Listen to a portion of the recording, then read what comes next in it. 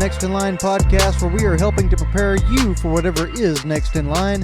As always, I'm your host, Chance Pitts, and I would like to thank you for tuning into this episode. Guys, let's go ahead and get the housekeeping out of the way for this episode.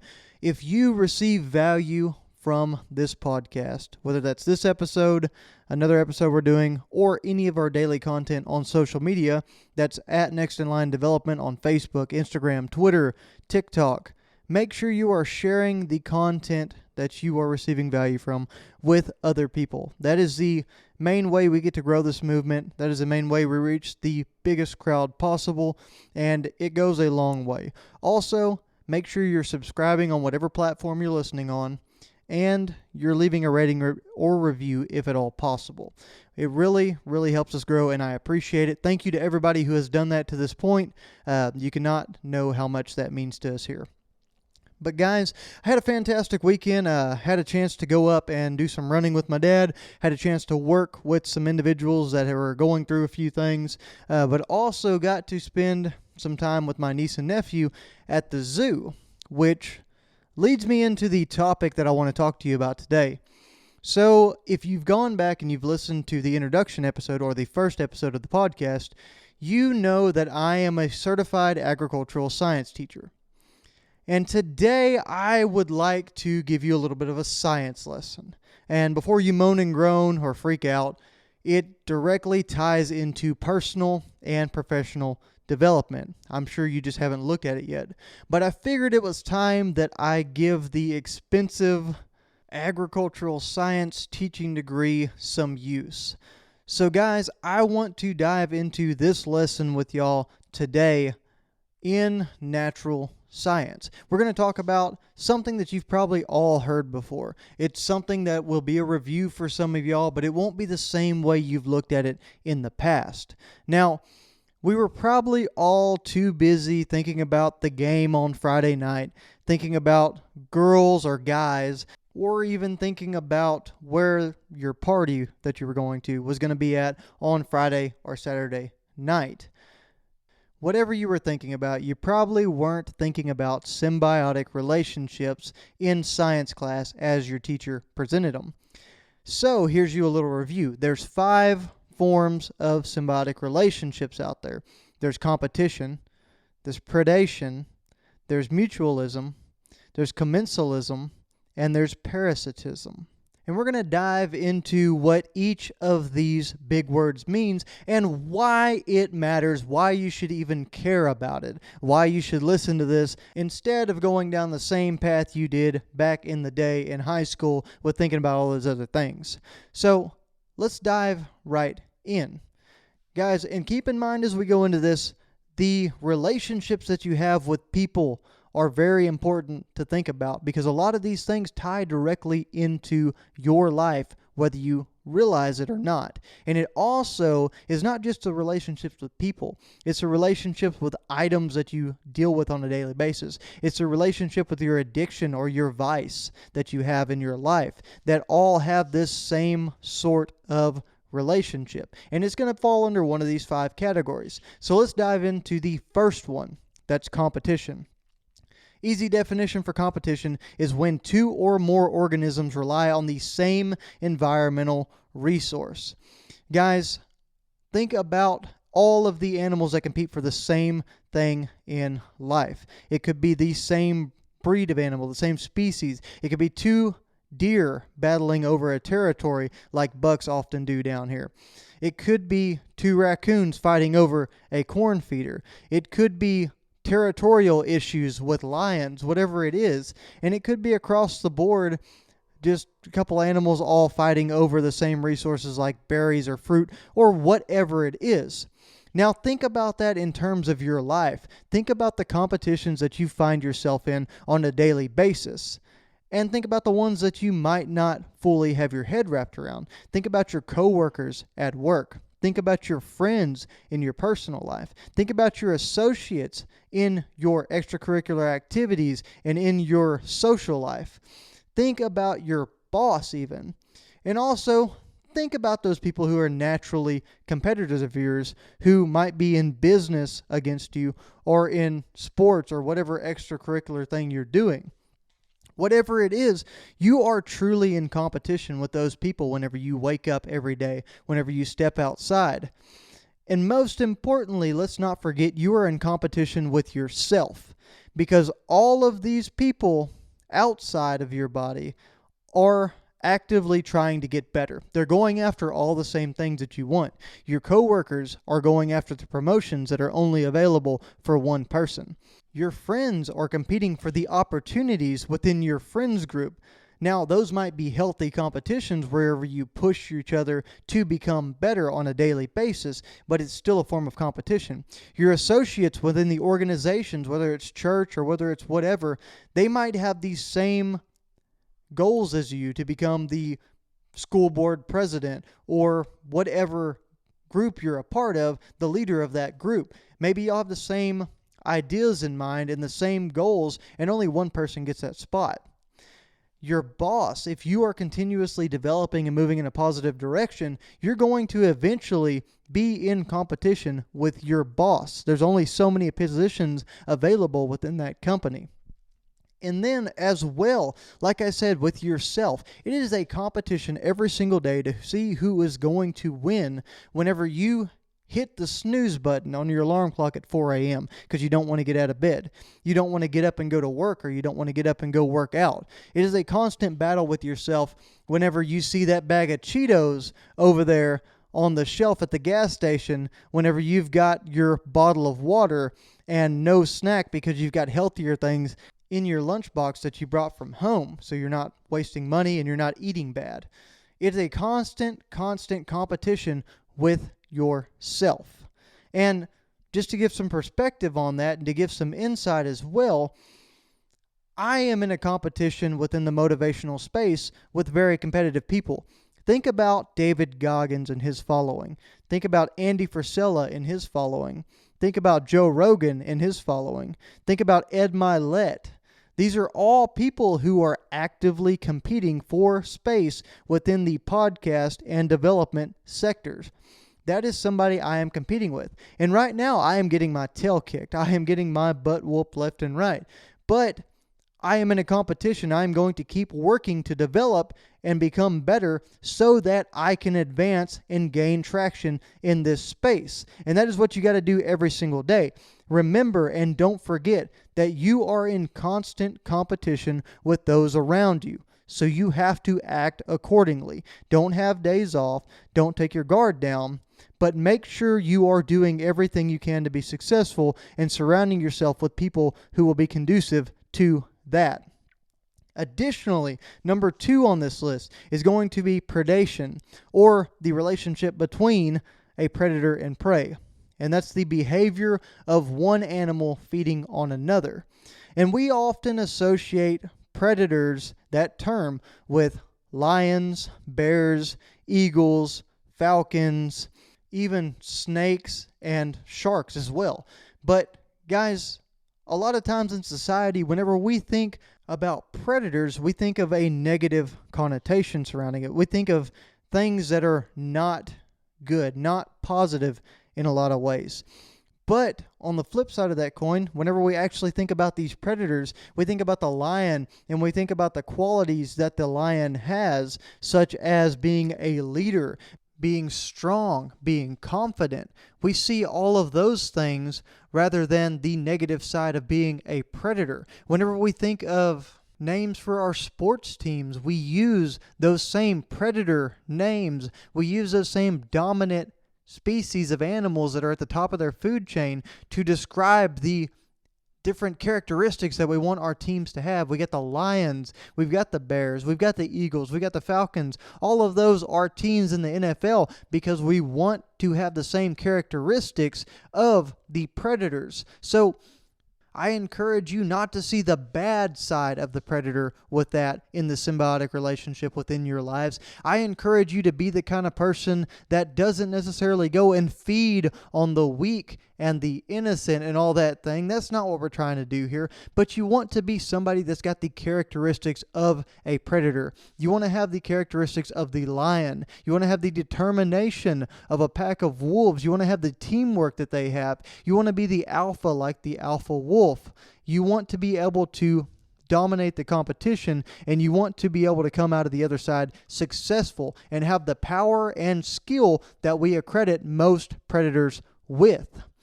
And then, guys, on the other side of that too, the predator and prey relationship is not so bad from another standpoint. Think about all the adaptations and think about nature's great inventions that have come out of the prey being under pressure like they are. Just a couple examples. Think about chameleons.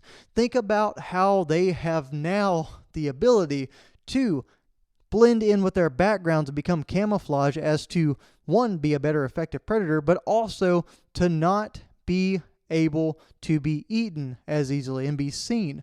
Also, same thing with king snakes, which are a lot more harmless than the snake that they mimic, which is a coral snake.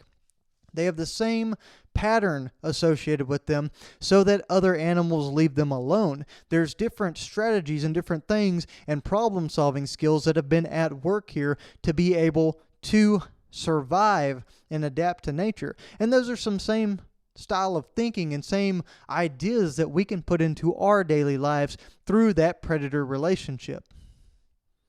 Next, we have mutualism, guys, and that is a symbiotic relationship in which both organisms benefit.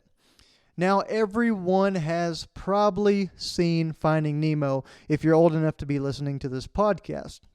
And that is a great example of a mutualism type relationship. Think about the clownfish and the anemone. Now, a clownfish, he receives protection from the home that he gets. He receives shelter, while the anemone feeds off of the waste of the clownfish and is also protected when the clownfish runs off fish that are natural predators of the anemone. They can eat it. They can withstand the sting. So that is a relationship where they are able to give and take, and it is mutually successful. Now, this is the kind of relationship you want in everyday life. The goal is to add value to whatever you're doing, but to also receive value. Think about your job whenever you're doing this.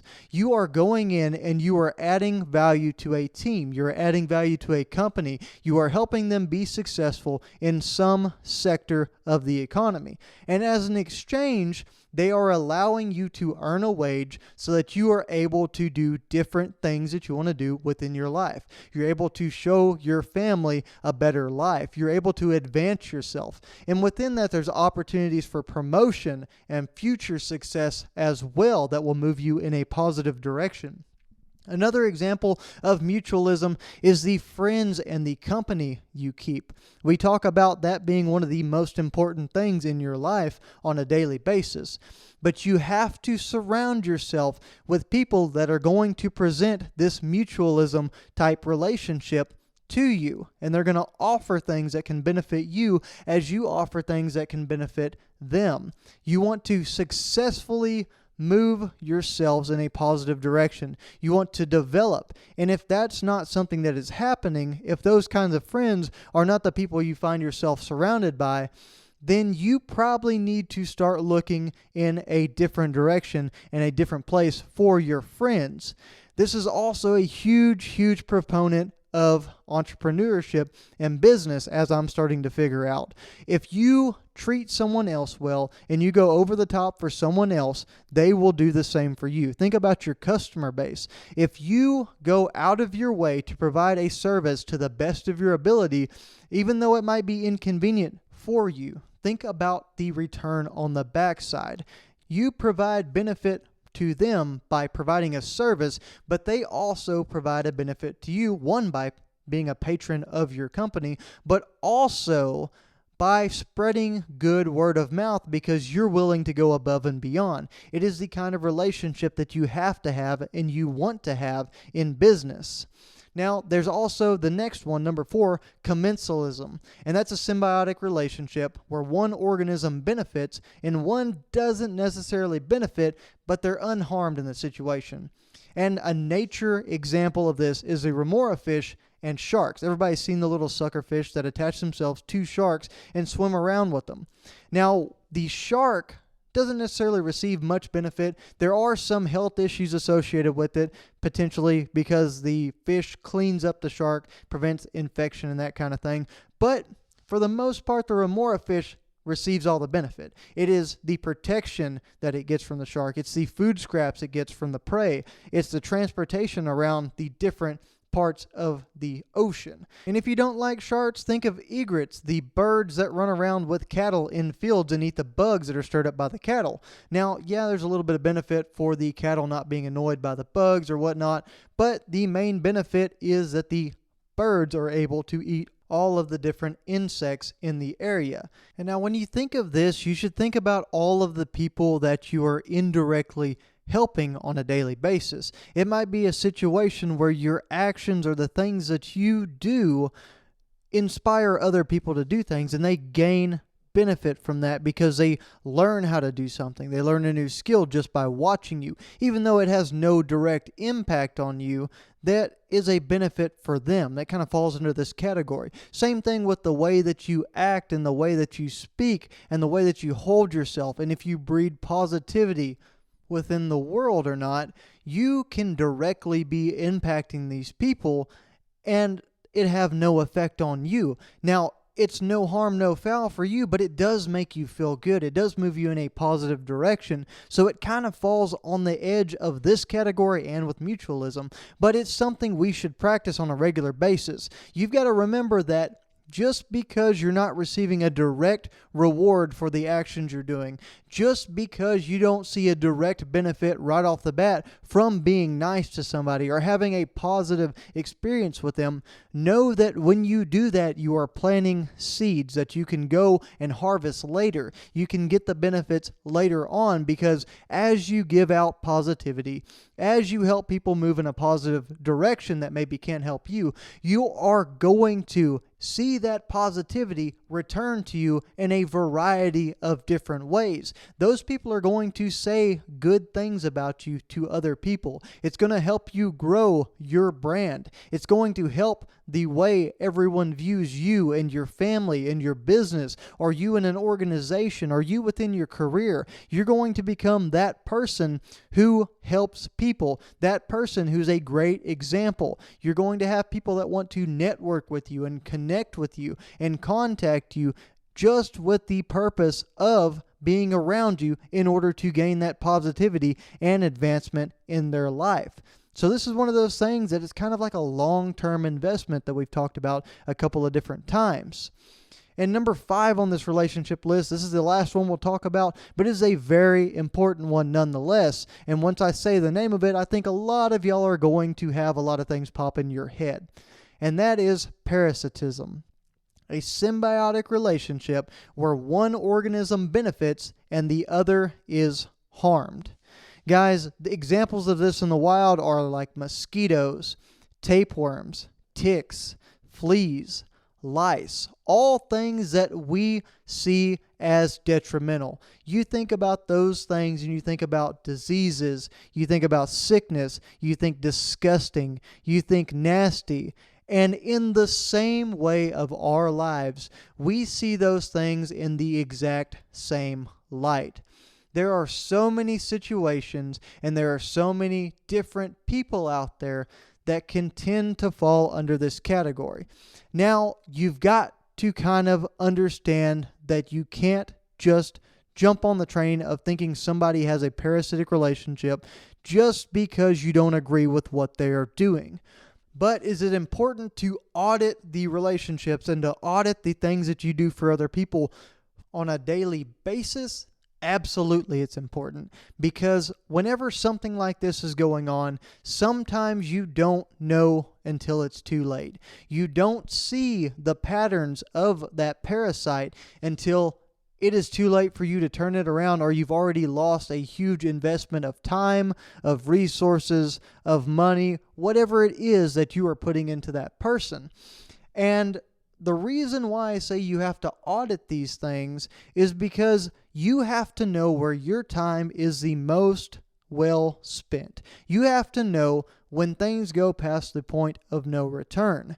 You've got to understand that at some point, Whenever someone is not willing to help theirself and they're only going off of the situation and the benefits that you create for them, then it is time to apply the flea guard, apply the mosquito spray, the DEET, whatever it is that you need to apply to get those things away from you. You have to do it. You have to know when to cut things off and move yourself in a positive direction away from these things. Now, don't get this whole thing skewed. I'm not saying to be overcautious with everything that you've got going on in your life to a point that you don't go out of your way to help other people. I don't want that to be the final lesson I leave y'all with. So what I want to talk about to recap this, just like you would in the classroom, is that if you're going to find yourself in competition, which you are, make sure you are bringing the best you to the table every single day. Make sure you are finding competition that pushes you in a positive direction, and you're not treating that competition with disrespect. You're not sliding it. You're not going out of your way to make things harder on them, but you are doing the best you can to be successful for you and your customers, your organization, your team, your relationship, whatever it might be that you're in, that you're competing with other people. Strive to be the best that you can be. If you are thinking about the predator and prey side of number 2, if you are going to be part of this system, make sure you are a dominant individual who is at the top of the food chain. You should be striving to climb that ladder. There's a lot of quote-unquote nobility that people think they see with being at the bottom. But guys, there's ways to get to the top. There's ways to dominate. There's ways to work like those predators work, with the attitude, the strength, the leadership, the teamwork skills, and the alpha leader mentality to get to the top and be successful without burning other people and without preying on individuals. It is a cycle. There's always going to be winners and losers in transactions, but you have to do your best to make sure that you are bringing the most winners to the table and you are helping the most people. And number 3, mutualism, guys. Make sure that you are adopting mutualism and you are doing this as much as possible in your relationships. Make sure you are providing just as much benefit, if not more, for everyone that you come in contact with. Do what you can, where you can, when you can for other people. It's not always a point of you being able to pay someone back, especially if you associate yourself with people who are at a higher place, at a further along place than you, and they are willing to go out of their way to help you and share their knowledge and share their opportunities with you. You better go out of your way 100% to make sure that you provide some kind of feedback to them. If somebody loans you $500, you might not be able to give them $500 cash money back in that transaction, but you better provide $750 worth of value to that person and keep doing it every single day because they chose to invest in you and they chose to believe in you. And it needs to be vice versa. You should find people and associate with people and help people that have that same kind of mentality that you do. So guys, moving on to number 4, the commensalism. Guys, just because it doesn't feel like you're having an impact on people, just because it doesn't feel like there is anything directly coming out of the actions that you do on a daily basis of being positive and having good experiences with other people, that doesn't mean you stop doing it. You have no idea what is going on in the background. You have no idea who you are helping out on the backside. You have no idea when the universe or when life or when God, whatever you believe in, is going to put that back into your life in a huge and positive way. Then moving and reviewing number 5. Guys, if you find yourself in a relationship with parasitism associated with it, if you find yourself in a relationship with somebody who has that parasitic effect on you and they are just taking advantage of the situation, move yourself out of that situation as soon as possible. Find positive relationships. You want to move to that space of mutualism, guys. You want to be in a space where you benefit someone else and they benefit you. And that goes for your relationship with a significant other. It goes for a relationship in your career and with your job. It goes in a relationship with your organizations, your church, your men's group, the volunteer fire department, whatever you're doing. That has to be something that is mutually beneficial. Now, the benefit for you might just be you having a positive impact on people. It might just be your mental state being affected positively. But whatever it is, make sure there is a value exchange that is positive for you. Guys, I encourage y'all to audit your lives for these kinds of relationships and to figure out which ones you have, which ones are good, which ones are serving you, and which you might need to get away from. Thank y'all for humoring me today with this lesson. Now, the good thing is you don't have to turn in your homework. You don't have to stay seated until the bell rings or anything like that. All you've got to do is go in, let us know how we're doing, leave a rating, a review, subscribe if it's something that has helped you, if you like the message we're putting out. Be sure to share this with like-minded individuals. Give us a follow over on social media. That's at Next in Line Development on whatever platform. And guys, always be prepared for whatever is next in line.